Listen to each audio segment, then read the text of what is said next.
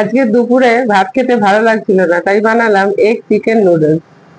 দুপুরে, রবিবার দুপুরে লাঞ্চের মেনুটা বেশ ভালোই। কিভাবে বানিয়েছি তোমাদের সাথে একটু শেয়ার করি।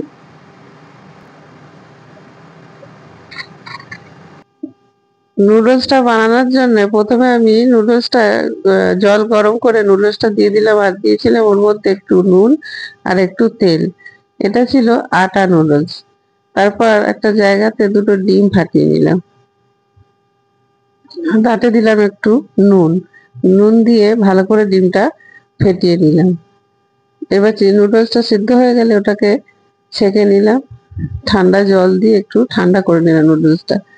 আর আগে থেকে আমি চিকেন ম্যারিনেট করে রেখেছিলাম। ম্যারিনেশনে দিয়েছিলাম একটু কর্নফ্লাওয়ার, রসুন, সয়া সস, নুন আর ভিনিগার,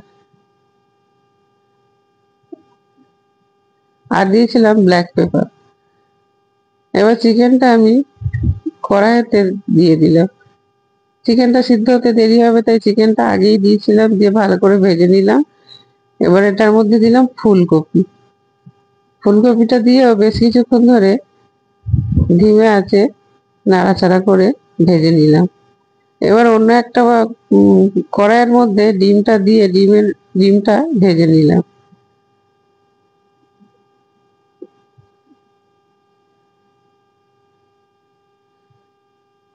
ডিমটা ভাজা হয়ে গেলে তারপর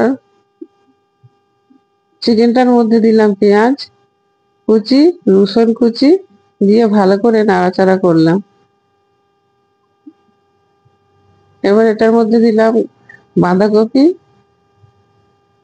বাঁধাকপিটা দিয়ে একটু নাড়াচাড়া করে ওটার মধ্যে দিলাম গাজর, ক্যাপসিকাম, একটু দিলাম নুন, দিয়ে সব সবজিগুলো ধিমে আঁচেতে ভালো করে নাড়াচাড়া করে একটু চাপা দিয়ে সিদ্ধ করে নিলাম।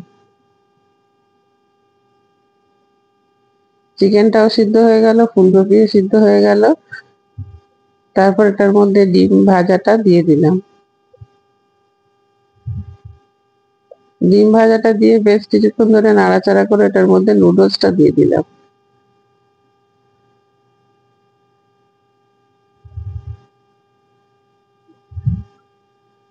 পুরো নুডলসটাই আমি দিয়ে দিলাম।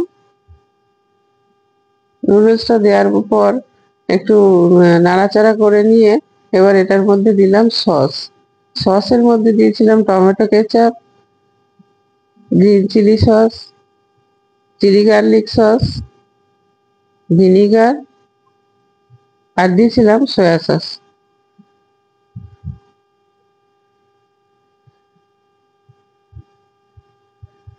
সমস্ত রকম সস দিয়ে দুটো চামচের সাহায্যে ভালো করে মিশিয়ে নিলাম সসগুলো, নাড়াচাড়া করে নিলাম নুডলসটা। ব্যাস, এগ চিকেন নুডলস রেডি। গরম গরম পরিবেশন করলাম।